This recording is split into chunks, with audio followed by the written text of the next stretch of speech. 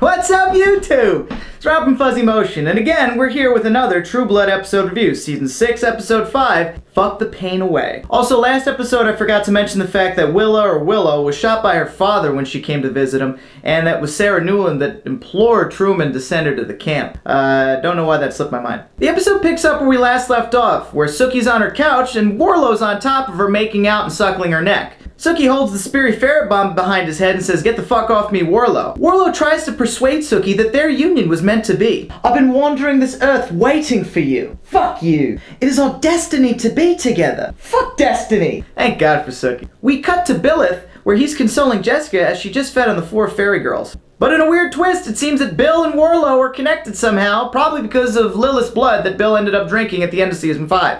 Oh shit, that's just crazy! Bill immediately realizes what's going on, runs over to Sookie's house, and tells Warlow to come with him. And when he refuses, he uses the phrase, "As your maker, I command you." Opening sequence was fucking awesome. I actually was really excited to watch this episode. By the way, one thing that gets lost on this show is the vampire humanity, or lack thereof. We always see them as some sort of mythical creature who really has no regard for human life whatsoever. But it's nice to see Jessica kind of trying to atone for her sins and feeling some remorse for the fact that she just slaughtered 4 different people. I like that. Later, Andy comes across Vampire Bill's house and finds 4 of his girls slaughtered to death, except one of them is still alive. So he picks her up and brings her back to the car. We cut to Tara running back to Eric to tell him that Pam has been captured by the vampire SWAT team. So they come up with a brilliant idea to take them head on and meet up with them and get captured.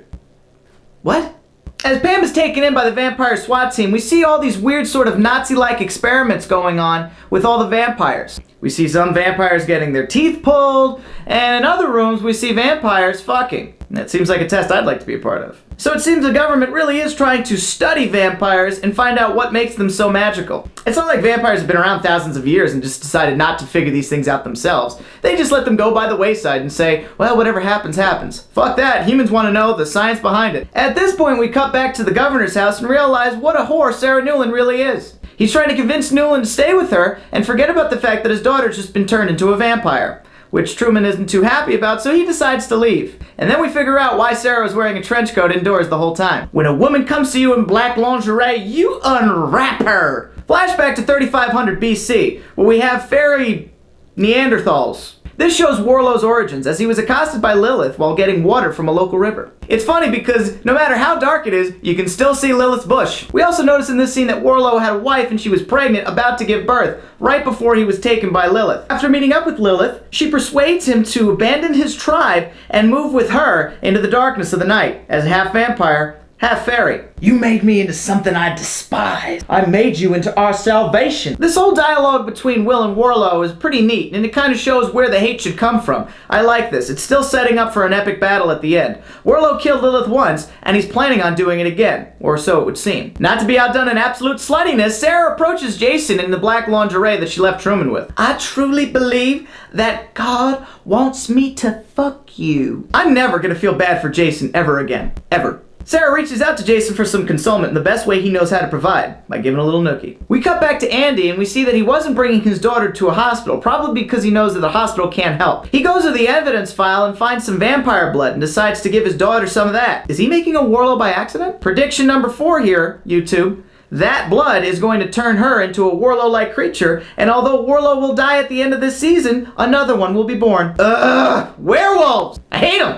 I forgot this shit is still happening. Alcide is scouring the local bars looking for information as to Emma's whereabouts. We see that Eric and Tara willingly got captured and now are looking for a way to bust Pam out from the inside. But a lot of freaky shit's going on in there. Earlier in the episode, Jess fled from Bill's house and really didn't know where to go. She ends up running over to Jason, which is in the middle of something, but it ends up turning south real quick. Jessica's trying to look for some consolement, probably in the best way Jason knows how, but he's already engaged in consolement, so the two meet up. And something weird happens. Sarah Newland says to Jessica, "I rescind this invitation," and Jessica is forced outside. Once Jessica's outside, the vampire SWAT team immediately picks her up and then takes her to the internment camp. So Sarah knew that Jessica was going to run over to Jason's house at some point, and then she gets mad at Jason for fucking a vampire, as if she didn't already know that Jason was fucking everything that walks. I don't get that. Something's not making sense here. Why was the vampire SWAT team at Jason's house that night? And why did they pick her up that quickly? Well, I guess they were probably just tailing Sarah's security detail. jail. Yeah, that makes a little bit more sense. But it's just too plot convenient, don't you think? But it doesn't make any sense. I mean, why would you want security people knowing that you're going to cheat on your boyfriend, the governor? And why the hell does Sarah get to rescind the invitation? It's not her house to begin with. And Jason made the same point. So now we follow Eric and his plan to get Pam out of prison. However, they put him in a room with 3 other people in a Hunger Games style attempt to see who is the strongest vampire. 3 balls bounce on the floor, and whoever doesn't get a ball ends up getting shot. Of course, Eric is the oldest in the room, so naturally he wins. This kind of reminds me of the test chambers in Portal. Like GLaDOS is fucking with you.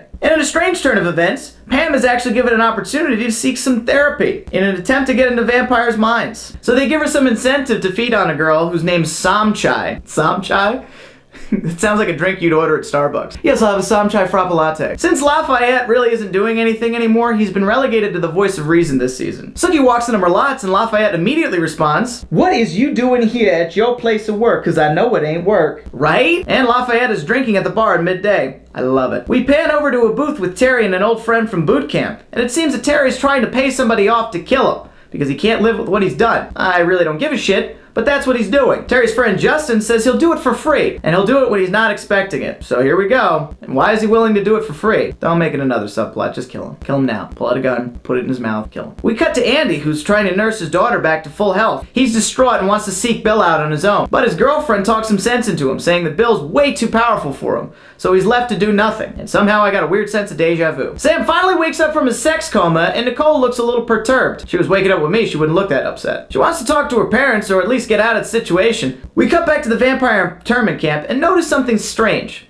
All the vampires have numbers in the upper left-hand corner of their jumpsuits, and 1 means an entry level, like you just got there. Eric and Pam both have 1s on their shirts, meaning they're very uncooperative and not willing to do much. But Tara and Jessica meet up, and we notice that they have 3s on their shirts. I wonder what they had to do to get that. Probably the sex chamber. And whereas Pam was unwilling to cooperate first, now she's opening up like a can of beans and letting everything just spill. While grabbing some coffee, Nicole attempts to call her parents from a payphone, and Sam gets into a very loud dispute with her in the middle of the street. This notifies Alcide's dad, who is staying at a local motel. Why, I don't know. It's just coincidence. I really don't give a shit.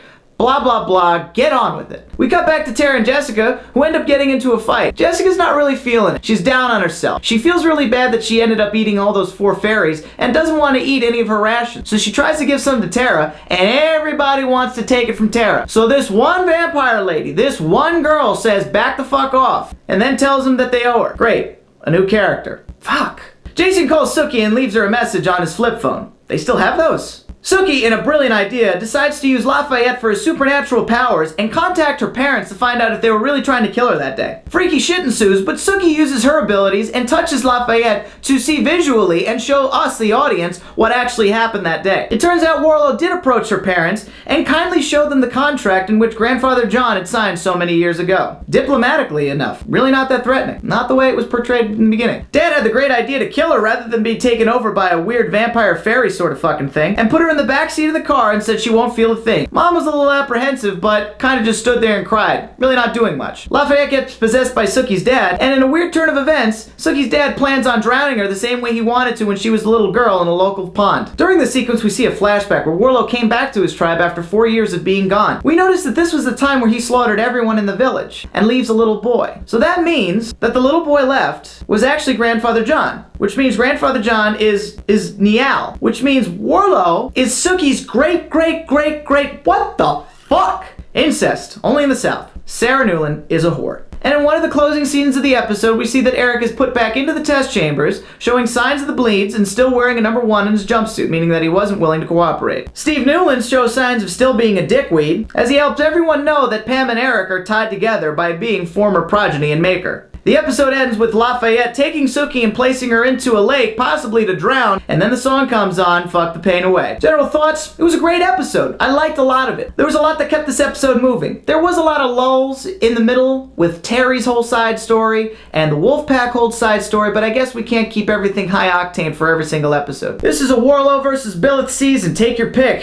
Sookie's outcome from being bound and gagged and put into a lake will determine a lot. And I don't mean whether she lives or dies. I mean how she feels about her parents, and Warlow for that matter, after she gets out of it. Because you know she's gonna get out of it. I mean, the whole fucking story's about her. I'm sure the internment camp vampires will be freed soon, and how they get freed will be a fucking epic episode. I like the pace of this episode. Everything was moving and nothing was too flat, except for, like I said, those scenes before where they have storylines that I could care less about. And he's a wild card this season, because even though things might get placed together the way they should be, he might come out of nowhere and just decide to kill somebody that doesn't deserve killing, or at least try to. I see him being the one person that gets slighted in all of this, and him definitely having some sort of grudge against vampires. And seeing as he's the sheriff of that town, he has a little bit of influence. Can't ignore that. If they could pay out at the end, that would be great. But seeing as the show has a lousy track record for season finales, I'm not putting too much stock into it. I'm having fun now, though. Stay tuned for more episode reviews/recaps, and also look for my other reviews of Arrested Development. This is Rob from Fuzzymotion. See you later.